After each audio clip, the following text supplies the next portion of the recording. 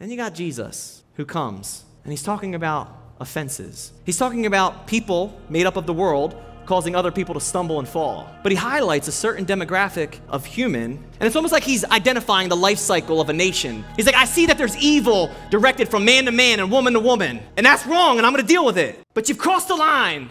The moment the most vulnerable amongst us have become the target of an evil agenda, Jesus said, but whoever causes one of these little ones who believe in me to sin, it would be better for him if a millstone were hung around his neck and he were drowned in the depth of the sea. Verse 7, woe to the world because of offenses. Woe to the world, for offenses must come, but woe to the man by whom the offenses come. And the moment the target is on the least of us, the littlest of us, the most vulnerable amongst us, and this Babylonian system is being shoved down the throat, not only with curriculums and agendas. I'm even speaking of the movie I just saw, and many of you have seen it as well, The Sound of Freedom.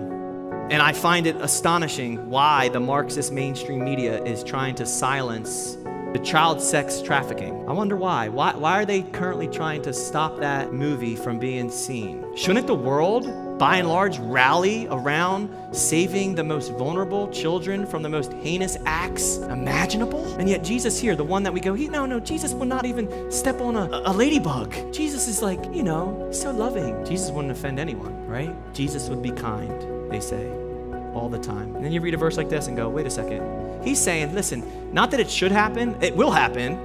The end time scenario is inevitable. It will eventually happen. Babylon will fall, and the people of Babylon and the evil that propels Babylon will, like that millstone, being thrown around the neck, tossed into the sea. But Jesus, like, in the meantime, people part of that system who are causing children to stumble and be confused and to question whether or not I exist, and they're being sold, and they're being fed lies, and they're confused, and the church doesn't want to touch it with a 10-foot pole lest we offend.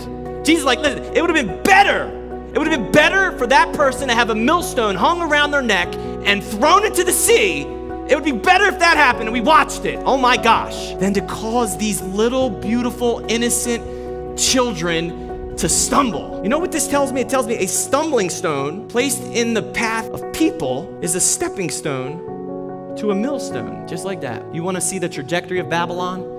There's the roadmap. Stumbling stones, stepping stones, millstone.